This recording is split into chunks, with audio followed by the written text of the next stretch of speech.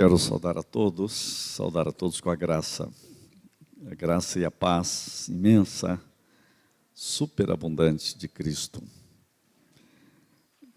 Vocês sabem que a vida só vale a pena por causa de Cristo. Por quê? Porque para mim o viver é Cristo e o morrer é lucro. Então temos que viver sempre no lucro, né? Se viver é Cristo, é lucro, né? E o morrer é lucro também, por causa de Cristo. Então, Cristo é que faz a diferença. Eu começo com essa afirmação porque nós estamos no segundo livro de Reis e o nosso tema é salvação. Como o nosso tema é salvação, qual é o grande tema do segundo livro de Reis? O segundo livro de Reis mostra a falência de uma vida desperdiçada. Eu vou chamar a atenção para essa palavra desperdiçado, porque sai um livro de um escritor alemão que já vendeu 2 milhões no Brasil, para você ter uma ideia. Anselmo Grum. Olha o nome do livro dele. Não desperdice a sua vida. Não desperdice a sua vida. Esse livro é tão importante que, nesse tempo, nós estamos estudando com os alunos de teologia, num trabalho de mentoria espiritual que o pró-reitor exige que o faça, e ele quer que estude esse livro, porque muitos jovens têm desperdiçado a sua vida. Então, vou dizer de novo para você, não desperdice a sua vida. Se você entendeu essa frase, não desperdice sua vida, você vai ver que, segundo Reis, o que você tem do começo ao fim é a tragédia de uma vida desperdiçada. Todo o livro de Reis, segundo Reis, que é uma continuação de Primeiro Reis, para vocês terem uma ideia, os dois livros eram um só, mas nessa segunda parte começa a narrar a tragédia dos reinos divididos. E a história, vocês lembram, quando nós trabalhamos com Salomão, o homem mais sábio do mundo, também foi alguém que viveu a estutícia de viver fora do mover de Deus. Salomão era um homem sábio, mas ele, através dos seus casamentos, ele começou a viver uma vida de problemas e de conflitos. E o fato é que o reino dele foi dividido. Após Deus havia dito a ele, eu vou tirar o reino. E ele vai ser dividido. Mas eu não vou fazer isto nos seus dias, por causa do teu pai Davi. Eu não vou tirar o reino inteiro. Vocês vão ficar com uma só tribo. Será Judá. Não vou fazer isto nos seus dias, por causa do teu pai Davi. Eu quero enfatizar isso, porque Salomão, a Bíblia diz, ele saiu, ele desarticulou, desalinhou o seu coração de servir a Deus. Esse é um tema de salvação para nós.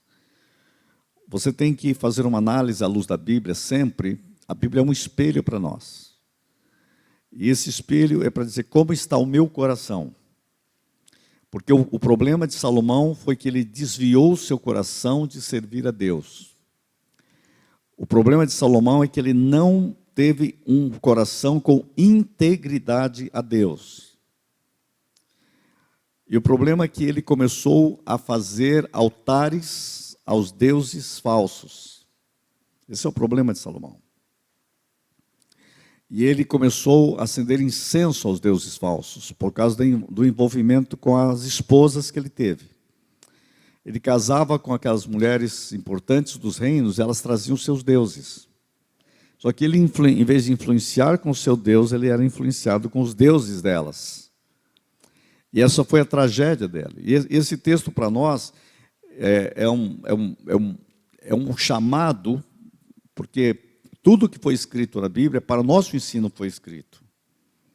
para nós entendermos que nós também corremos o risco do reinado de Deus em nossas vidas, o reinado de Cristo, nós não temos o nosso coração com inteireza para Deus. A gente olha aquele texto lá, fica falando mal de Salomão, mas o texto é para pegar você agora e ver quanto que nós estamos servindo a Deus. Qual a inteireza do coração? E nós precisamos aprender que Deus quer a inteireza do coração. O caso de Salomão, ele ganhou sabedoria e riqueza. Sabedoria e riqueza atraía as pessoas, mas também atraía problemas. E ele começou a ter isto. Há pessoas que hoje estão caminhando com Cristo e vão bem, o coração com inteireza, mas depois, com o passar do tempo, o coração deles vai se desviando.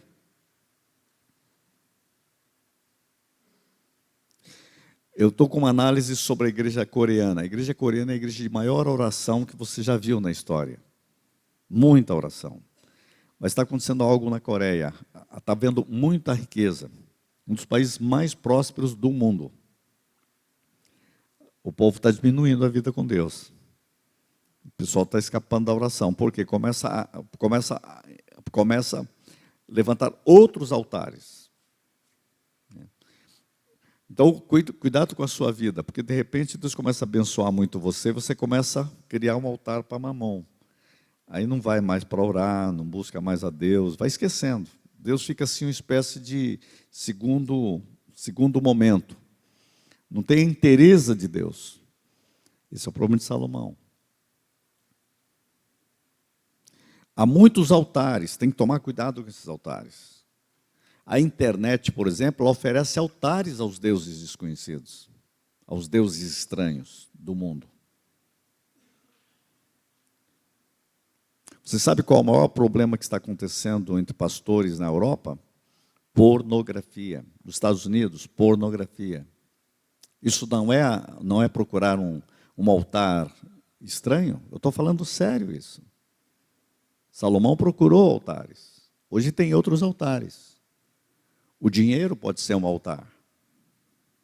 Mamon é um altar. Pornografia é um altar. Até a ciência pode se tornar um altar. Qual a inteireza que eu tenho em Deus? Meu coração está inteiro para Deus. Então esse é o problema. Como está o reinado de Deus em nossas vidas? O reinado de Deus em nossas mentes. O reinado de Deus em todo o nosso ser. Esse texto é para nos alertar sobre o reinado de Deus. E o capítulo e o segundo livro de Reis trabalha sobre a vida desperdiçada. Então, a nossa salvação, nós temos que aprender que salvação é aprender como não desperdiçar a vida. Como nós podemos ter o reinado de Deus em todas as áreas da nossa vida. Quando eu falo em todas as áreas, no nosso espiritual, nas nossas emoções, nas nossas finanças, na nossa imaginação, na nossa vida intelectual, na razão, nos nossos relacionamentos. Como é que nós estamos tendo relacionamentos que têm o governo de Cristo? Então, quando isso não acontece, o que nós temos? Conflitos. Conflitos nos relacionamentos. Conflitos emocionais. Conflitos íntimos. Conflitos espirituais. Então, me acompanhe, porque principalmente você vai observar que eles acabam indo para o cativeiro. Olha 2 Reis, capítulo 17. Talvez aqui seja o ponto onde eu tenho que começar, no capítulo 17, versículo 13, para você ver como Deus trata este assunto. No versículo 13, diz assim: o Senhor advertiu a Israel e a Judá. Veja que o reino já está dividido. O reinado em Judá, você tem um governo mais alinhado com Deus. Mas o governo de Israel, você tem gente pervertida, cada vez pior. E há fatos aqui muito interessantes, porque a gente tem que aprender algumas coisas na Bíblia para dizer, Deus, me ensine. A Bíblia diz tudo que foi escrito para o nosso ensino foi escrito. Muitas vezes nós queremos mudar até Deus. E eu quero dizer para vocês que o melhor de tudo que eu aprendo quando eu leio, segundo Reis, é o que melhor de tudo é alinhe a sua vida com Deus. Alinhe a sua mente, a sua vontade em todas as áreas com Deus. É uma luta permanente, é uma luta diária. O capítulo 17 diz assim, 13. O Senhor divertiu Israel e a Judá por intermédio de todos os profetas e de todos os videntes, dizendo, voltai-vos dos vossos maus caminhos e guardai os meus mandamentos e os meus estatutos segundo toda a lei que prescrevi a vossos pais e que vos enviei por intermédio dos meus servos, os profetas. Qual que é a advertência aqui? Volte-se para Deus. Qual a advertência aqui? Volte-se para a palavra de Deus.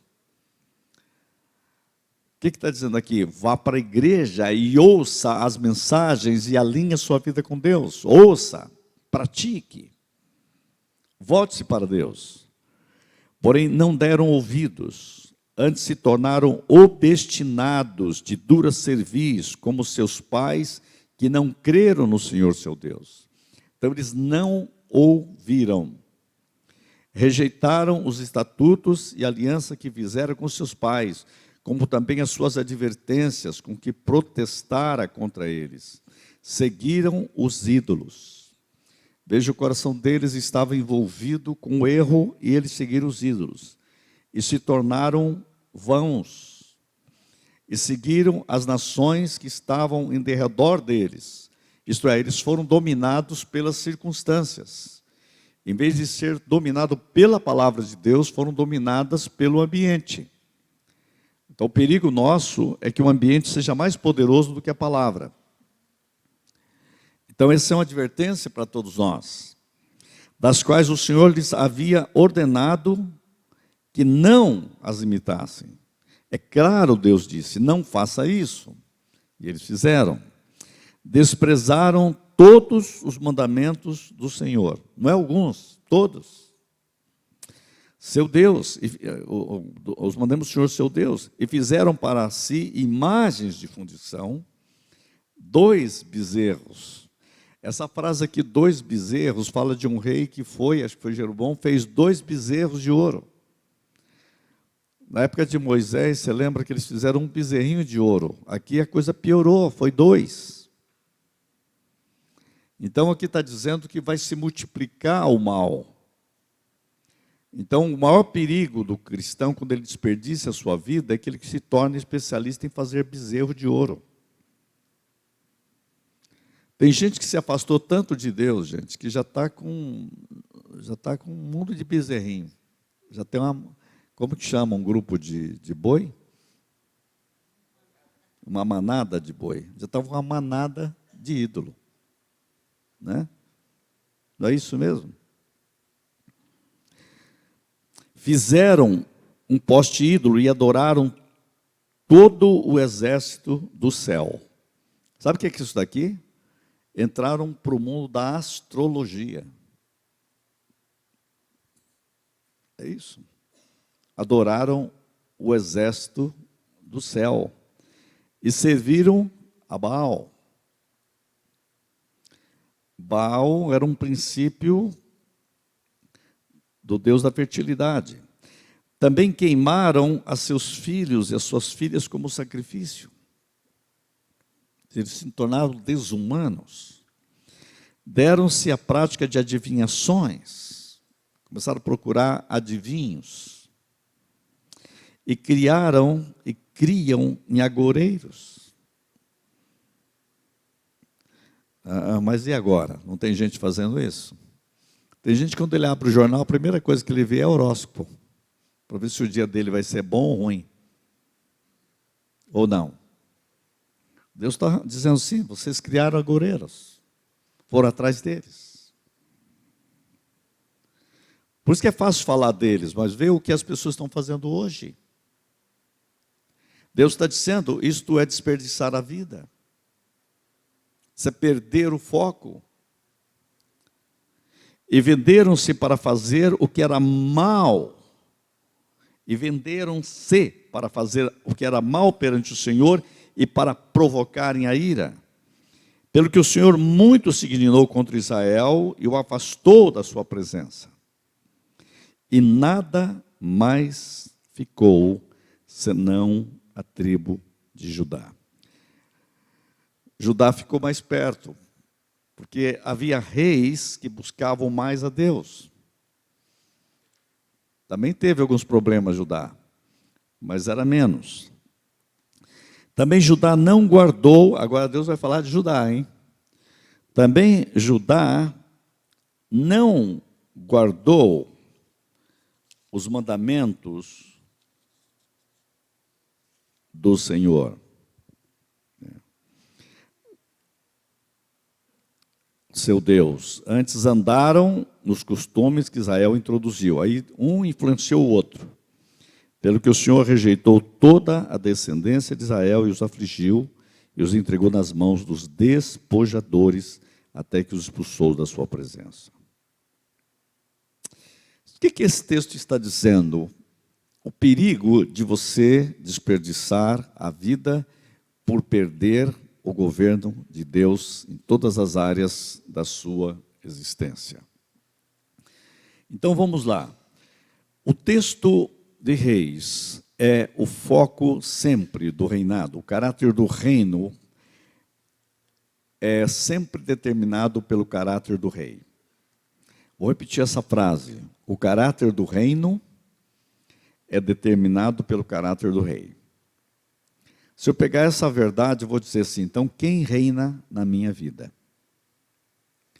Se eu tenho o governo de Cristo, o governo do reino, o caráter do reino é determinado pelo rei. O problema é quando Cristo não reina, e quem reina é eu mesmo. Aí complicou. O problema é quando eu reino, mas o que reina é o pior de mim. O pior é quando o mundo reina. O pior é quando a carne reina. O problema é quando os sabotadores psíquicos reinam. Quem reina? Quando o rei andava com Deus em obediência e humildade, adorando a Deus, obedecendo a Deus no templo de Jerusalém, ou mais tarde lá em Israel, lá em Samaria, lá no norte, havia uma bênção de Deus, havia uma prosperidade no reino, havia vitória no reino, eles tinham problemas sim, ataques, mas eles venciam.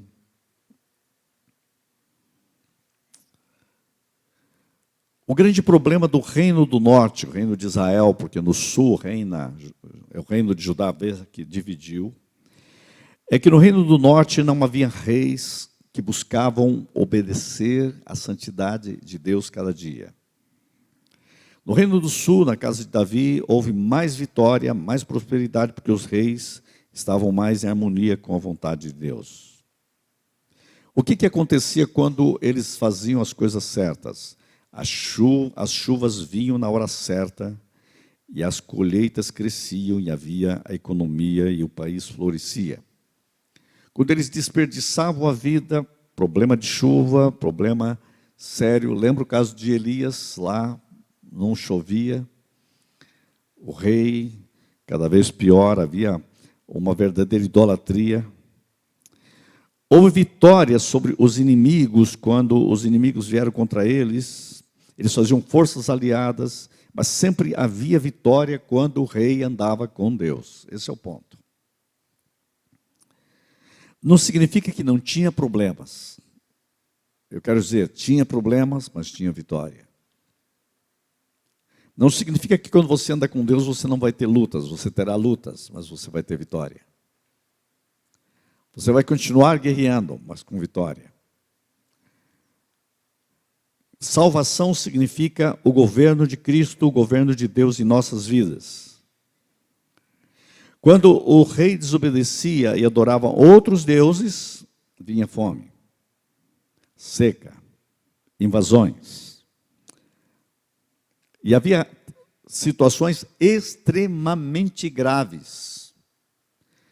Gente, tem textos na Bíblia que você lê, você nem entende tanta coisa terrível que acontecia. Você já imaginou lá, acontecia de matarem os próprios filhos. Tem lá textos que dá vontade de pular por cima. Você não consegue entender aquilo. Isso mostra a tragédia que chegava, uma vida desperdiçada, uma vida sem Deus, e eles não acordavam para isso. Só funcionava quando eles harmonizavam a vida com Deus. Condições gravíssimas. Então, quero dizer a você que quando o rei estava bem, eles são um tipo do governo de Cristo, do governo de Davi, o governo de Salomão no bom período, porque o Salomão teve a parte boa dele. Depois que a coisa complicou. Rei Ezequias, Joás, Josafá. Veja, isso fala da realeza de Cristo em nós. São símbolos da realeza de Cristo em nós. De uma vida de adoração, de uma vida para a glória do Pai. De uma vida em que você diz, Senhor, harmoniza a minha vida com Cristo cada dia. Harmoniza a minha saúde com Cristo cada dia. Harmoniza a minha língua com Cristo cada dia. Por isso que quando a igreja aprende aquilo que o povo de Israel aprendeu, o povo, por exemplo, o caso de os judeus, hoje a gente fala mais judeus que por causa de Judá, quando você vê que eles estão, o salmista está dizendo, aquele que medita na minha palavra de dia e de noite, será como árvore plantada junto à corrente de águas, que dá o seu fruto na estação própria, e tudo que ele fizer prosperará, e as folhas não murcham. Há uma frase tão bonita aí, né? As folhas não murcham. As folhas não murcham. Significa, Deus dá vigor à sua vida, dá força à sua vida. Mas olha o segredo, medita na minha palavra de dia e de noite, de dia e de noite, de dia e de noite. Isto é, o coração está inteiro meditando na palavra, você anda com a palavra de Deus. E tudo que você fizer, prosperará. Tudo que você fizer, vai dar certo. Tem lutas, mas vai dar certo. Tem dificuldades, mas vai dar certo. Você rompe as barreiras. Esse é o método do governo da palavra, da supremacia da palavra de Deus em nossas vidas. Este é o reinado. Por isso que nós temos que entrar, e a Bíblia diz, amarás o Senhor teu Deus de todo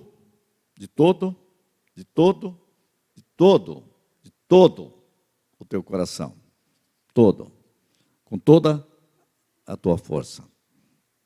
Com todo o teu entendimento. Todo. Esse todo mostra inteireza. Salvação é a inteireza de eu vou lançar todas as minhas raízes em Deus. De todo o coração. Domina todo o meu coração. Dá-me o teu coração. Dele procede as fontes da vida. Tudo que fizer será bem sucedido. Então, no meio das batalhas, o texto é esse. Então, esse é o governo. O outro governo, que aparece mais em Israel, que é o antigoverno, que é a vida desperdiçada, que é da desobediência, é um tipo da imagem do anticristo. O anticristo é uma vida governada sem Cristo. Emoções sem Cristo. O espírito sem Cristo. O corpo sem Cristo. Sem o governo de Cristo. Esse é o anticristo. O não Cristo. Então você tem a possibilidade de viver o modo Judá, dos reis em harmonia com Deus, ou o modo Israel, anticristo, sem o governo de Deus, sem o governo da palavra de Deus, sem a obediência. Gente, são dois modos de ver. Eu estou falando dos dois são povo de Deus. Você pode estar dentro da igreja gente que vive Judá e gente que vive Israel. Porque os dois são povo de Deus. Não está falando de gente lá do mundo, mas gente que que diz que queria o governo de Deus, mas vive como se Deus não existisse. Então, as nossas cidades estão cheias de pessoas que vivem o impacto de Israel. Passaram pelas igrejas cristãs, mas não tem nenhuma harmonia com o governo de Cristo em suas vidas. Então, eu e você somos desafiados pela palavra a colocar em harmonia nossas vidas com o governo de Deus. Essa é uma experiência diária. Jesus disse, o João escrevendo sobre Jesus diz algo muito interessante, né? E Jesus disse isso, foi Jesus que disse isso ao povo de Israel: eu vim em nome de meu Pai, e vocês não me receberam. Se outro vier, João 5,43, se alguém quiser anotar, eu vim em nome de meu Pai e vós não me recebestes.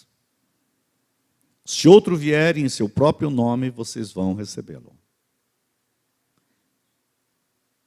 Eu estou aqui em nome do Pai, vocês não estão me recebendo. E tem um que vai vir no seu próprio nome e vocês vão receber. Olha que vida desperdiçada. Quantos rejeitam Cristo que vem em nome do Pai, vem como revelação do Pai, mas aceitam qualquer anticristo por aí. Volte e me aparece um anticristo aí, tem um mundo de gente seguindo o cara, ele vem no nome dele. Jesus disse, esse é o espírito do anticristo. Eu não tenho dúvida que o mundo todo está caminhando para o reinado de um anticristo. A história mostra isso, a política mostra isso. E ele virá no seu próprio nome, e milhões vão segui-lo. Ele vai fazer milagres, vão segui-lo. A Bíblia diz que ele vai chegar a dar vida numa estátua, vão segui-lo. Mas Jesus vem em nome do Pai. Então haverá o governo de Cristo e o governo do anticristo. Esse texto nos ajuda a entender isso. Vamos colocar nossa vida em harmonia. Então, esse texto ele é fascinante para nós porque ele nos ensina nossas próprias vidas sobre o governo de Deus. Eu quero que vocês observem algo muito interessante. Quando Davi começou a reinar, ele reinava só sobre Judá, né, por 7 anos. Depois ele veio e começou a reinar sobre todo Israel. E com o tempo, depois com o caso das divisões que veio com Salomão, há uma grande divisão aí. Eu quero colocar um ponto para vocês, dentro de vocês, quanto o reinado de Cristo. Vamos pegar que Davi é um símbolo de Cristo, certo? Vamos colocar ele como uma metáfora, para a gente aprender como uma parábola. Cristo, ele é da raiz da geração de Davi, né? Imagine isso. Então, ele é reinando. Então, você imagina Cristo, nosso verdadeiro Davi, reinando em nós. Aí ele está reinando em Judá. Mas começa a crescer a sua vida espiritual e, de repente, passa-se 7 anos, ele governa em todo Israel. E aí você tem o governo de Deus na sua vida, em todas as áreas. Ele começa reinando no seu espiritual. E aí quando você vai crescendo em Deus, reina nas suas emoções, reina na sua mente. E você tem uma vida toda sob o governo de Cristo. Mas com o tempo, e o tempo passa, você começa a ter problemas como Salomão. E aí o reino é dividido de novo. Aí você vai mantendo uma vida cristã meia merequexé. Dá para entender o que é uma vida merequexé? Uma parte, parece que eu sou até um bom crente. Eu tenho Judá, mas há muitas áreas da sua vida que você está conflitos sem limites, a vida de Israel, e você tem um reinado terrível. Deu para entender? Como metáfora, a sua própria vida. Qual é a área da sua vida que tem o reinado de Judá? Então, por exemplo, de repente você tem no seu espírito, no seu espiritual o governo, mas o seu corpo não. Tem gente que até já divide. O corpo está bem no mundo, né? No domingo ele é um crente. Dia de semana, é mais ou menos assim, ó. Domingo ele vive Judá e dia de semana inteirinho ele vive Israel. Deu para entender o que eu estou falando ou não? Ele tem esse reino dividido. Essa mente dividida. Essa existência dividida. Tem hora que ele vive como ateu. Igualzinho o reinado de Acabe, que é acabe com você mesmo, acabe com a sua saúde, né? É o reinado de Jezabel, que é o reinado de uma vida nada de Deus, ainda fala mal dos profetas, fala mal dos líderes, fala mal dos pregadores. Jezabel dentro, reinando. Jezabel na língua. Aí no domingo ele chega na igreja e diz, mais perto quero estar, meu Deus, de ti. Aí vem de novo o governo de Judá. Né? Se falava isso muito da época de Hitler. O sujeito era da igreja. No domingo ele estava lá, Senhor, encha-me da tua misericórdia. Segunda-feira ele estava matando o judeu, dando tiro. Como que era capaz de fazer isso? No domingo estava no culto e dia de semana estava matando gente. Até hoje os alemães tentando entender isso. Eu estou explicando hoje isso. Então, qual é esse governo? Qual a dimensão desse governo? Qual a área da nossa vida, queridos, que nós precisamos, que a gente vai se ajeitando. Tem gente que está cuidando demais da sua vida, mas não está deixando, dia após dia, ter o governo de Cristo em todas as áreas. É como se a sua alma e a sua personalidade estivesse dividida. Então, é a vida cristã que deveria ser real cada dia. Quer dizer, eu vou fazer duas perguntas. Onde você está 10:30 da manhã no domingo? Você diz, eu estou na escola dominical lendo a Bíblia, estudando a palavra de Deus. Onde está a igreja domingo às 10:30 da manhã? Eu já sei onde ela está. Onde ela está às 7 da noite? Eu sei onde ela está. Agora eu pergunto, onde ela está segunda-feira, 10 da manhã? Onde ela está sexta-feira, 10 da manhã?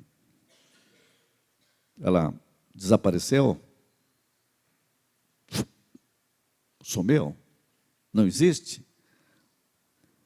Ou ela está sob o governo da palavra? No trabalho, na escola, no lar, na vida? Entendeu o que eu estou falando? Onde você está? Onde está o governo de Deus na sua vida? Segunda, terça, quarta, quinta, sexta, sábado e domingo. Interesa.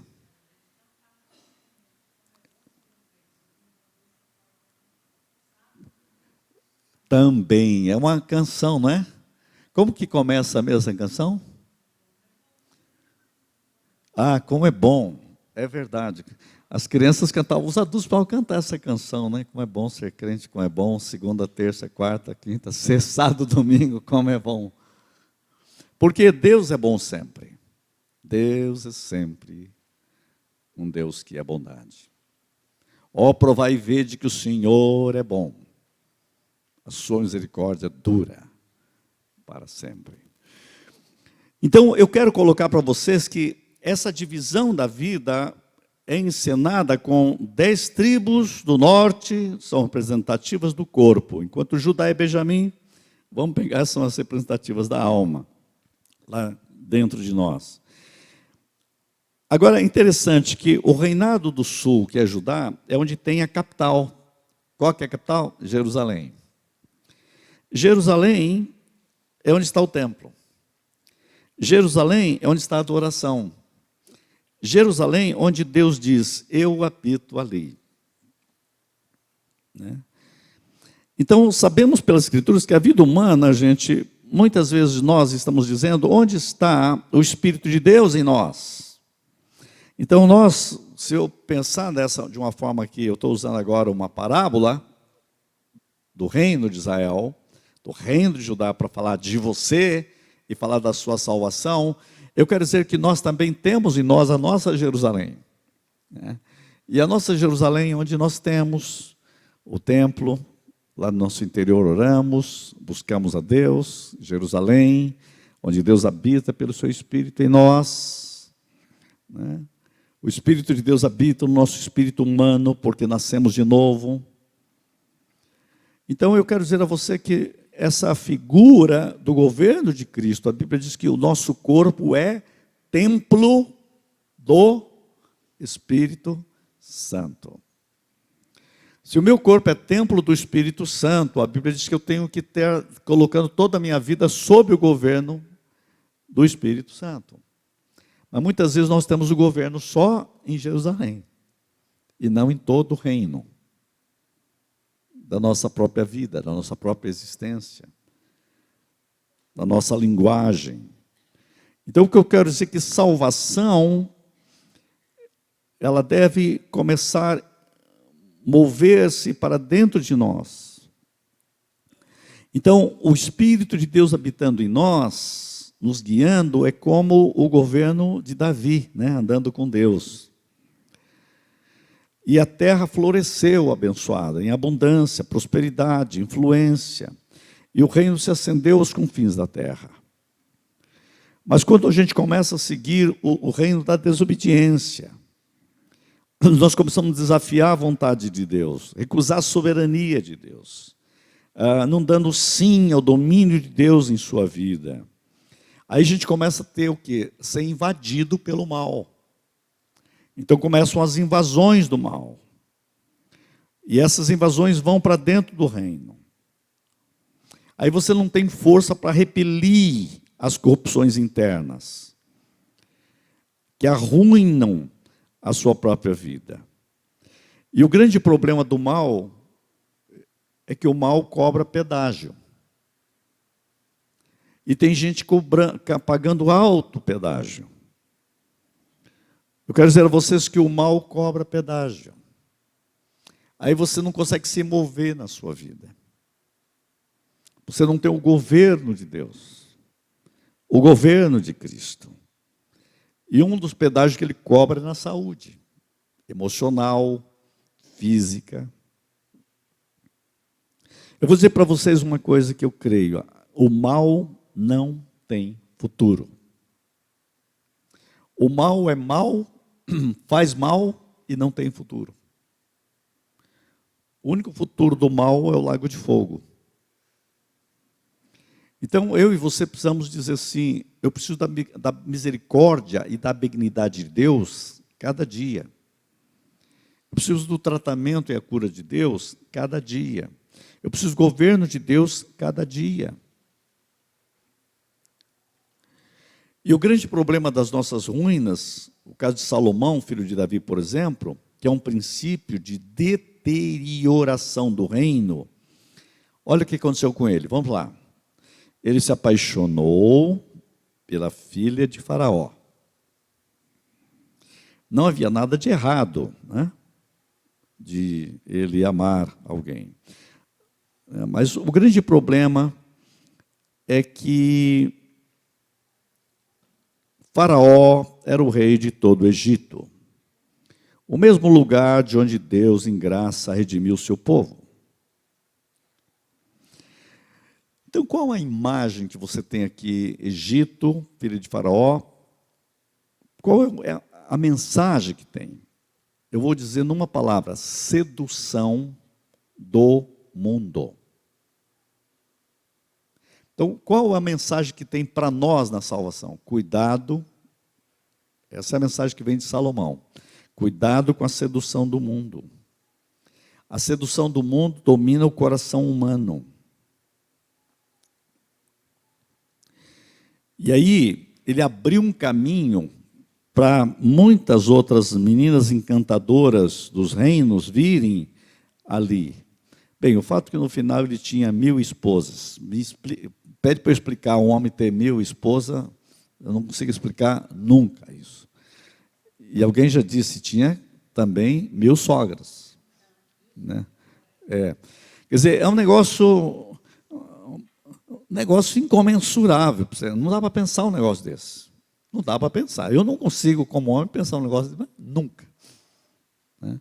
Agora você vê tudo isso, vai deteriorando o reino, o governo. Ele acaba sendo seduzido, o seu coração, do templo. Então, o que acontece? Ele não vai mais muito ao templo. E ele começa a ir para as montanhas. Né? É aquela história que eu já falei a semana passada. Vai comigo. Nós vamos adorar Baal.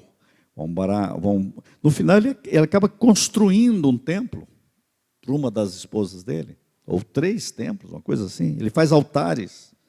E o templo de Jerusalém? Então ele começa a fugir do lugar de adoração. Olha aí o perigo. Quando você começa a fugir do lugar da intimidade com Deus. Você orava toda manhã, não ora mais. Na hora do almoço, sentava, agradecia. Tem gente que come e não agradece nunca mais.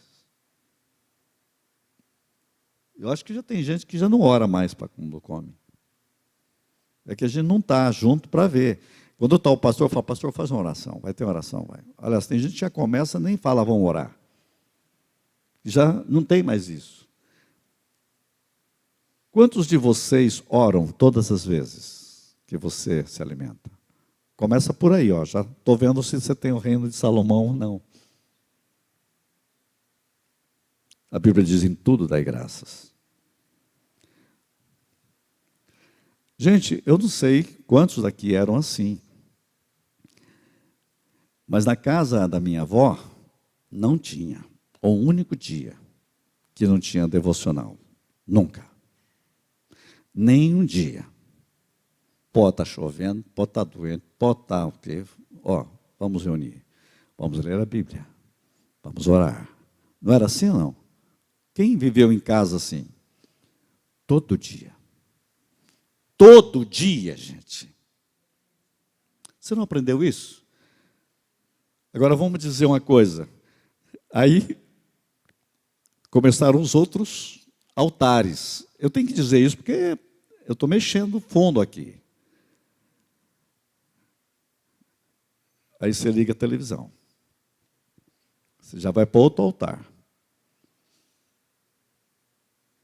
Agora é o computador. Agora é o iPad. Agora é o celular. Agora é o Pokémon. Né? Vamos capturar demônio. Gente, mudou isso. Aí nós queremos que os nossos filhos amem a Cristo, amem a igreja, vão à escola dominical. Tem ou não tem a ver esse texto comigo, com você e com o mundo contemporâneo?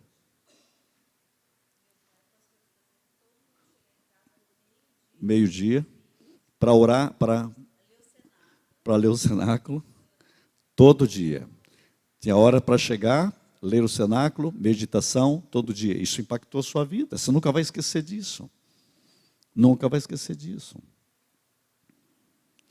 Então, nós aqui, jovens que estão aqui, vocês podem reestruturar. Esse texto aqui é para mexer com a nossa vida. Salvação tem a ver com a concretude histórica. Com cada momento. Com andar com Deus. Gente, eu já fui desafiado. Eu lembro uma vez, gente, como eu fui abençoado. Nós estávamos aqui numa crise sem limites. crise aqui na igreja. Eu me lembro que eu fui a Minas. Aquilo foi de Deus, porque eu precisava entrar numa casa daquela. Um pastor da Igreja Presbiteriana Renovada, fiquei lá uns 3, 4 dias, lá no sul de Minas. Sabe que ele me impressionou?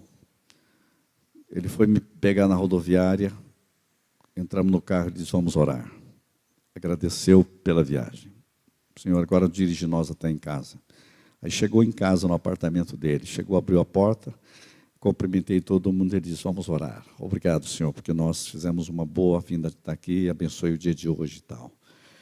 Você pode ir comigo no mercado? Vou sim. Eu desci, vamos orar. Orou para ir para o mercado. Vamos lá, compramos, voltou. Quando chegou, ele disse, vamos orar, agradecendo a Deus. E orou de novo. Eu nunca orei tanto.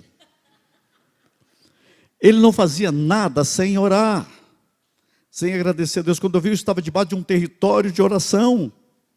Vamos para a igreja, vamos orar. Chegava da igreja, vamos orar. Ele não sabe, porque eu nunca disse a ele, aquilo mudou a minha vida. Aquilo mudou a minha vida. Eu disse, Senhor, eu que pensava que eu era um homem de oração. Sabe, eu estou dizendo a vocês que é um caminhar, o reino de Deus, o governo de Deus é a totalidade das nossas vidas. É a totalidade do nosso ser.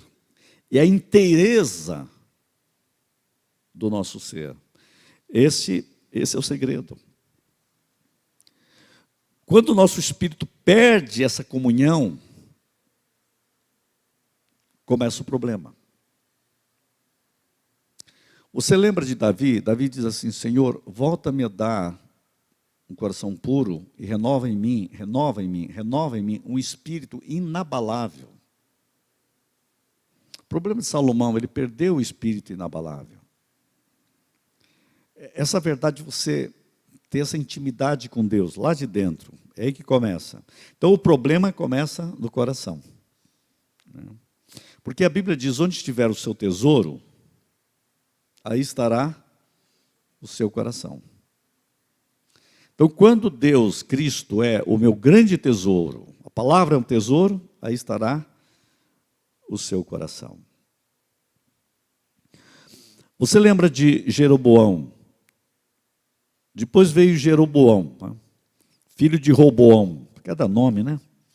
Foi Jeroboão que introduziu o grande pecado para o qual o reino do norte foi notado. Jeroboão fez 2 bezerros em Betel e Dan, a ser o centro de adoração. Já começa errado. O cara faz 2 bezerros, vai ter uma aqui e uma aqui. Vocês podem adorar em qualquer lugar. Já começou a multiplicação do pecado. Jeroboão. Então, gente, o que nós temos aqui é Davi e Jeroboão tornam-se representantes de 2 princípios espirituais que são traçados no reino. E aí começa a questão dos profetas. Aí surge o profeta Elias, aí surge o profeta Eliseu. E os profetas são poderosos em Deus. E Deus não vai falar à nação através de um rei. Deus vai falar a nação através do profeta. Os profetas, eles têm que trazer a verdade de Deus, a justiça de Deus, o caráter de Deus para o rei. E aí os reis começam a perseguir os profetas. Então é a luta que começa entre a palavra de Deus e o reinado errado. Cuidado na sua vida, hein? Então, hora que você vem para a igreja, um profeta, Elias fala e o teu Acabe quer acabar com o pastor, entendeu? Ele falou para mim hoje. Porque você tem os Acabes, os Jeroboões, cuidado com os bezerrinhos. Eu já sei que tem gente que não gosta de vir na igreja, porque ele não quer que ninguém mexa nos bezerros dele. Vai ouvir a Bíblia, vai mexer com o bezerro. Entenderam? O bezerro está em casa, está na vida, está durante a semana. E eu não, eu quero a palavra de Deus, que destrói todos os ídolos, para que Deus reine plenamente. É isso que você tem que decidir. Eu quero o governo de Deus em todas as áreas da minha vida.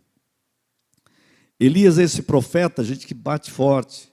Aí Deus usa o quê? Oséias, Amós, Joel, Isaías, Jeremias.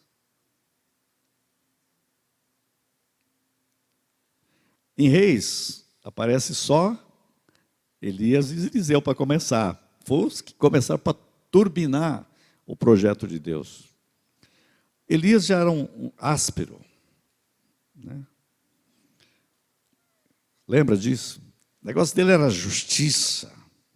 Era um profeta pesado, batia para valer. Nós estamos precisando mais de Elias hoje, né? Agora, e é o que fazia cair o fogo do céu também. E é interessante que Elias provocava os deuses falsos. Lembra lá no Monte Carmelo? Poderoso triunfo sobre o Deus Baal. No final ele diz assim: que Deus, seu Deus, chegou ao meio-dia, nada. Ele foi dormir, grita mais alto. Qual o problema? Onde está seu Deus? Ele foi para almoçar. Vamos esperar ele voltar do almoço. Continue aí, gritando. Talvez ele saiu de viagem, então não vai dar certo hoje. Seu Deus foi viajar. Lembra? O cara zomba. Ele está dormindo, grita mais alto, talvez ele acorde. Por que ele não responde? Aí ele coloca no altar, taca água, molha tudo, vem água para todo lado. Deus de Abraão, Deus de Isaac, Deus de Jacó, mostra hoje que tu és o Deus de Israel e que eu sou teu servo. Queimou tudo, está molhado, queima do mesmo jeito. Que coisa tremenda esse texto, né? Só o Senhor é Deus. Depois acontece algo interessante, né? Ele é arrebatado. E aí surge um profeta que traz a glória de Deus, né? Um ministério tremendo de Eliseu. O ministério de Eliseu é graça, é doçura, é cativante, é compassivo, é diferente. Você sabe que, metaforicamente, eu diria para vocês, ou parabolicamente, Eliseu é um símbolo do Espírito Santo. Por quê? Porque Eliseu, ele é o símbolo do Espírito Santo na igreja, no Pentecostes. Por quê? Porque Eliseu começa o ministério depois que um homem sobe ao céu. O Espírito Santo começa quando? Quando o Filho do Homem subiu ao céu. Aí ele vai fazer o primeiro milagre. Qual que é o milagre? Ele pega e começa o fluir do Espírito Santo. Lembra? Começa a pegar os milagres aqui. Tem o milagre da ressurreição com ele. Tem o milagre do óleo, né? Que não para. Um símbolo profundo, né? Do derramar do Espírito. Então, Eliseu tem... É impressionante, né? Tem um milagre do óleo fluindo, né? Como símbolo do Espírito Santo. A água está amarga, ele coloca sal e fica doce, para dizer o seguinte: o Espírito Santo é aquele que adoça a amargura da sua vida. O Espírito Santo é aquele que enche todas as vasilhas que você coloca disponível. Um símbolo profundo do governo de Deus sobre as nossas vidas. É aquele que faz o machado flutuar para que você tenha um ministério de poder e não um ministério cansativo. Tem muita gente aí que está querendo derrubar árvores na vida com o cabo do machado. Hã? Chega nisso. É um símbolo do Espírito, se você pensar.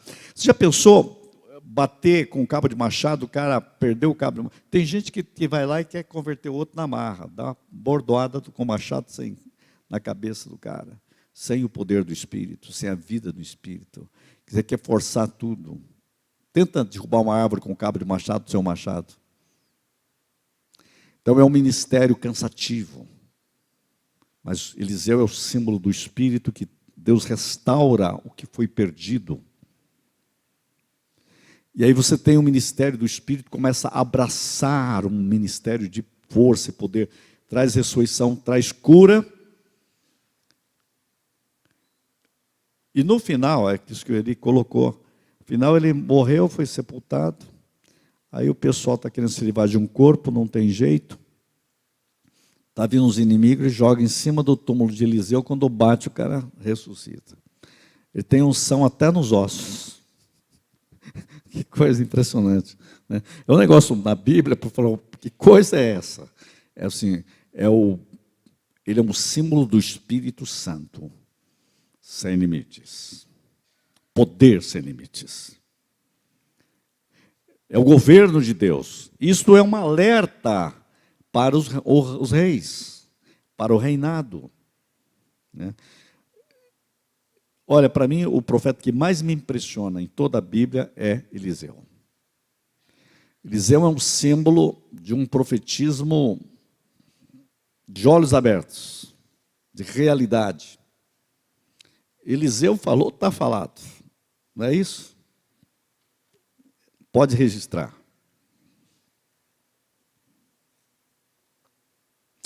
Eu quero dizer a vocês que a mensagem que eu quero que fique na minha vida e você é que nós temos que ter o governo de Deus. Preciso dizer só mais uma coisa. Lembra de um rei chamado Ezequias? Ezequias foi milagrosamente curado e Deus deu a ele 15 anos a mais, porque ele pediu. Será que foi uma coisa boa? O fato é o seguinte: Deus queria levar Ezequias, vem para casa. Aí ele brigou com Deus lá e Deus falou, tá bom, vou atrasar aí um pouco o sol e você vai viver mais 15 anos. Só que o problema é que nesses 15 anos nasceu um filho.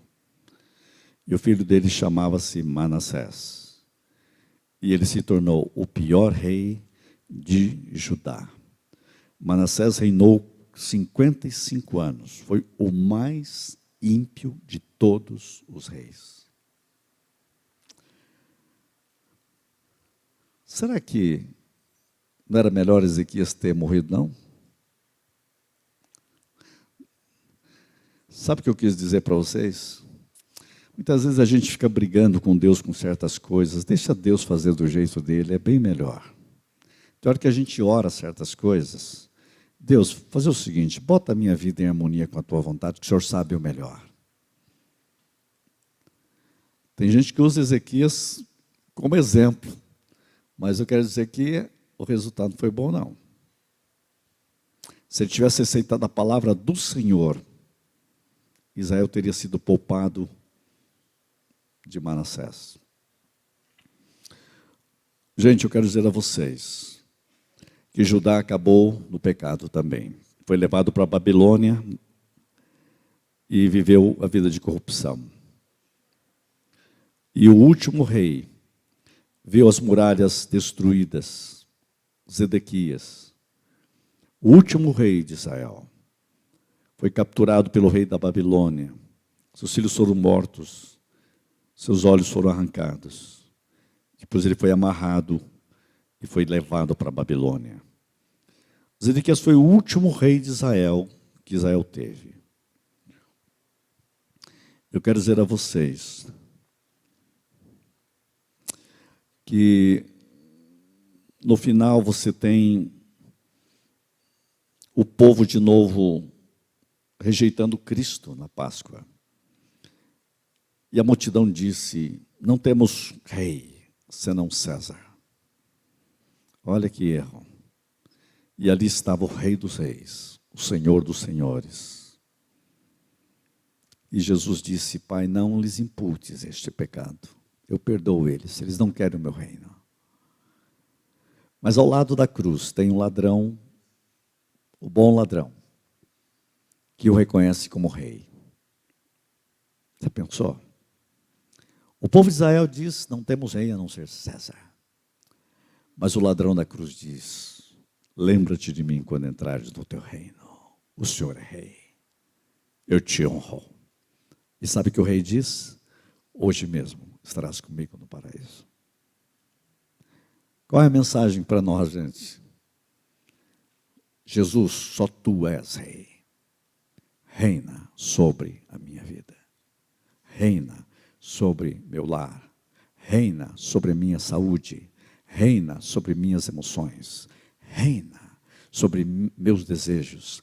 Reina sobre as minhas finanças. Reina sobre a minha família. Reina sobre a minha língua.